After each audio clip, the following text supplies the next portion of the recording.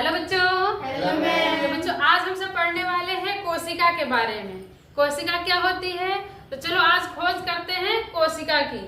तो सबसे पहले कोशिका को पढ़ने से पहले हम इनकी कुछ बेसिक चीजों को जान लेते हैं कि कोशिका की खोज किसने की, कोशिका क्या है, तो इन सब चीजों के बारे में जान लेते हैं। तो सबसे पहले हम पढ़ रहे हैं आज कोशिका, यानी इसको इंग्लिश में बोलते हैं सेल। बैटरी का सेल नहीं, सेल यानी कोशिका। ठीक बेटा, कोशिका का नाम होता है साइटो। बायोलॉजिकल नाम क्या है? साइटो। अध्ययन, अभी बायोलॉजिकल नाम साइटो है। तो जिस किताब में इसका अध्ययन किया जाता है, यानी जहां भी इसका अध्ययन किया जाता है, उसको बोला जाता है साइटोलॉजी। क्या बोला जाता है? साइटोलॉजी। इसकी खोज किसने की थी? रॉबर्ट हुक ने 1665 में इसकी खोज की थी जी। अब है जीवित कोशिका। ये जो रॉबर्ट हुक खोजे थे, ये मृत कोशिका यानी कि मरी हुई कोशिकाओं की खोज की थी। लेकिन सबसे पहले इन्होंने खोज की थी कोशिका की। चाहे मरी खोजे या जीवित खोज, उससे मतलब नहीं, लेकिन कोशिका की जानकारी किसने दी? रॉबर्ट हुक ने 1665 में। उसके बाद से जीवित कोशिका की खोज की थी एंटोनी वान ल्यूवेनहॉक ने 1674 में। इन्होंने एंटोनी वान ल्यूवेनहॉक ने 1674 में जीवित कोशिका की खोज की थी। सिद्धांत किसने दिया था? यानी जो कोशिका होती है, ये जो हमारा सेल है, ये मानव जीवन की मूलभूत इकाई होती है। यानी कि मानव शरीर की सबसे छोटी इकाई को कोशिका कहते हैं। ये बात किसने बताया? स्लाइडेन-स्वान ने। यानी सिद्धांत किसने दिया? स्लाइडेन-स्वान ने। एक कोशिका का महत्व क्या होता है मानव शरीर में, जीवों के शरीर में, जितने भी जीवित जीवधारी होते हैं उनके शरीर में कोशिका का महत्व क्या है, इन्होंने किसने बताया? स्लाइडेन-स्वान ने। सबसे छोटी कोशिका, अब है पूरे ऑल ओवर में सबसे छोटी कोशिका। क्वेश्चन आ जाए कि सबसे छोटी कोशिका कौन सी होती है, तो माइकोप्लाज्मा की सबसे छोटी कोशिका होती है। सबसे बड़ी कोशिका कौन सी होती है? शुतुरमुर्ग के अंडे की सबसे बड़ी कोशिका होती है। ये ऑल ओवर में था। ठीक, अब पूछ लिया जाए कि मानव में, मनुष्यों में सबसे बड़ी, छोटी, लंबी कोशिकाएं कौन सी होती हैं, इसको देख लेते हैं। जो मानव में होती है, मनुष्यों में सबसे छोटी कोशिका कौन सी होती है? जो नर का होता है शुक्राणु, स्पर्म। नर का स्पर्म जो होता है वो सबसे छोटी कोशिका होती है। और सबसे बड़ी कोशिका कौन सी होती है? मादा का अंडाणु सबसे बड़ी कोशिका होती है। इतनी बात समझ में आई? अब सबसे लंबी कोशिका, सबसे बड़ी और लंबी में अंतर होता है। एक डंडा ले लीजिए तो सबसे लंबा है, और कोई चीज कहा कि सबसे बहुत बड़ा है, तो बड़े और लंबे में फर्क होता है। तो सबसे लंबी कोशिका कौन सी होती है? न्यूरॉन होती है, जो ब्रेन की कोशिका होती है, हमारे मस्तिष्क की कोशिका होती है। इतनी बात समझ में आई? आगे चले। अब आज हम बेटा देखते हैं कोशिका कहते किसे हैं, यानी कोशिका होती क्या है। तो कोशिका जो होती है जीवों की संरचनात्मक एवं क्रियात्मक इकाई होती है। जो जीवधारी होते हैं उनकी संरचनात्मक एवं क्रियात्मक इकाई होती है। एक तरह से कह सकते हैं जो कोशिका होती है वो जीवों के शरीर की सबसे छोटी इकाई होती है। कोशिका जीवों के शरीर की सबसे छोटी इकाई होती है।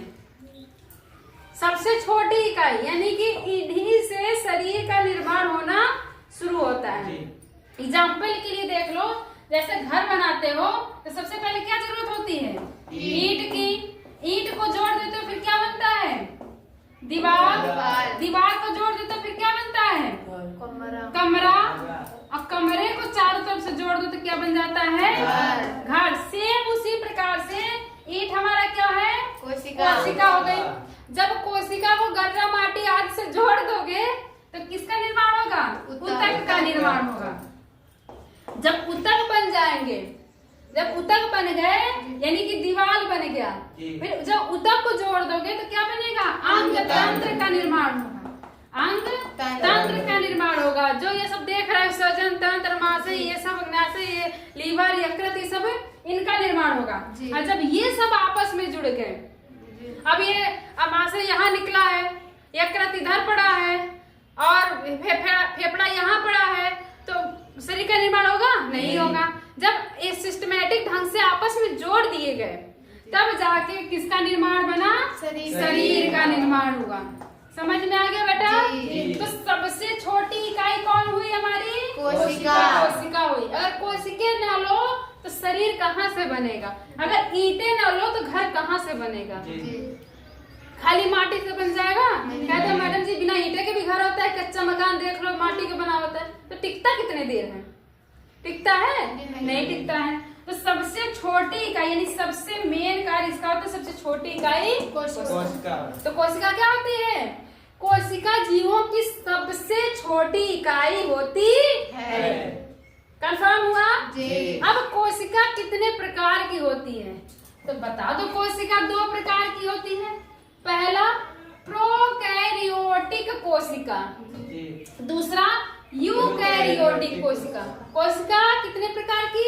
दो प्रकार की, प्रोकैरियोटिक कोशिका और यूकैरियोटिक कोशिका। अब हम समझेंगे एक एक कोशिकाओं को बहुत ही आसानी से। प्रोकैरियोटिक कोशिका, बहुत बच्चे इसमें कंफ्यूज थे, बार बार कह रहे थे कि मैम क्या होता है। देखो प्रोकैरियोटिक कोशिका क्या होती है? ऐसी कोशिका जिसमें केंद्रक पदार्थ बिना आवरण के होता है। जैसे हम एक कोशिका ले कहाँ बना दी, यहाँ ऐसे एक कोशिका हम बना दिए, ठीक? एग्जाम्पल, इसमें जो द्रव भरा रहता है, कौन सा द्रव रहता है? कोशिका द्रव्य। कोशिका द्रव्य भरा रहता है बेटा।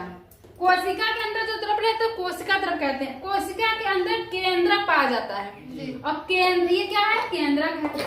और केंद्रक के अंदर जो द्रव भरा रहता है उसको कहते हैं केंद्रक द्रव्य। तो प्रोकैरियोटिक में क्या था? जो कोशिका होती है, केंद्रक जो होता है बिना आवरण के होता है, यानी कि जो केंद्रक होता है इस पे कोई भी झिल्ली नहीं होती, इस पे कोई भी आवरण नहीं होता, इस पे कोई दरवाजा पल्ला पर्दा कोई भी नहीं होता। समझ में आया? तो वो कोशिकाएं कौन सी कहलाती हैं? प्रोकैरियोटिक कोशिका। नंबर 2 पे यूकैरियोटिक कोशिका। ये क्या होती है? यूकैरियोटिक कोशिकाओं में दोहरी झिल्ली के आवरण यानी जो केंद्रक होता है वो आवरण से घिरा स्पष्ट पाया जाता है। यूकैरियोटिक कोशिका में जो केंद्रक होता है वो झिल्ली से घिरा, सुंदर सुंदर आवरण से घिरा होता है और स्पष्ट केंद्रक पाया जाता है। जब देखो कोशिका को तो स्पष्ट केंद्रक दिखाई देता है। एक तो से कह सकते हैं जिसको हम जिन जीवधारी को हम नग्न आंखों से देख रहे हैं, यानी जिसको हम अपने नग्न आंखों से देख पा रहे हैं, वो सभी किस कोशिकाओं की बनी है? यूकैरियोटिक कोशिकाओं की बनी है। तो क्या हमने कहा? यूकैरियोटिक कोशिकाओं में दोहरे झिल्ली के आवरण अर्थात केंद्रक आवरण से घिरा स्पष्ट पाया जाता है। समझ में आया? कोई दिक्कत परेशानी नहीं होनी चाहिए।